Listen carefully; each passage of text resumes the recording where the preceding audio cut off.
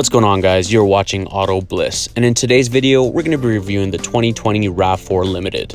We're going to be going over some highlight features, including intelligence clearance sonar and some of the backup camera features, as well as the 360 camera.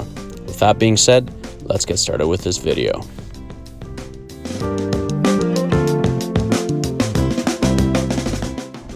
A nice new highlight feature for the 2020 lineups, specifically the limited packages, is this live digital rear view mirror.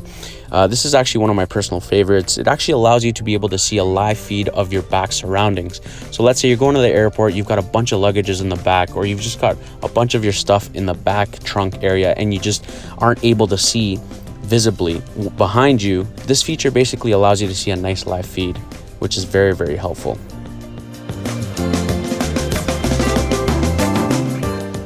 Taking a look at the limited backup camera, you've got three different modes.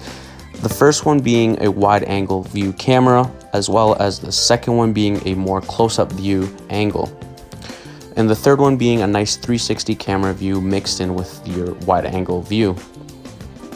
Taking a look at the left-hand side of your steering wheel, Toyota's also integrated a camera view button, which actually enables you to be able to see a close-up view of your surroundings, but also it zooms out and allows you to see basically a wider angle of your vehicle and your surroundings.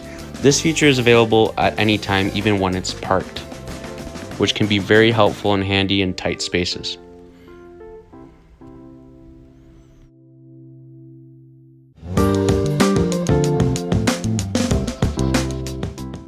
When put into drive mode, Toyota gives you the option to be able to activate your two front cameras, which is very, very helpful because it gives you a nice visibility of what's in front of you.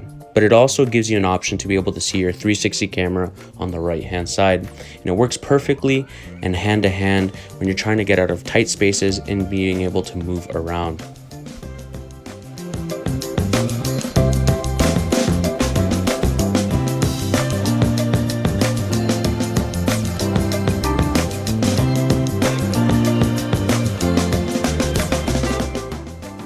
The front two cameras are automatically activated the moment you put your vehicle into drive. It also gives you that on and off option to be able to activate it after you put it into drive mode.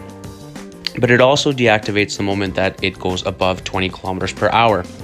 As you are driving, when you reduce your speed back down below 20 kilometers per hour, the vehicle actually activates the front two cameras again. So it's a nice feature to have on, as it basically activates the moment you really do need it. A nice new feature as well is you've got all your sensors and all your surroundings on the front end of the vehicle, but also it shows you in your center dashboard as well as in your screen.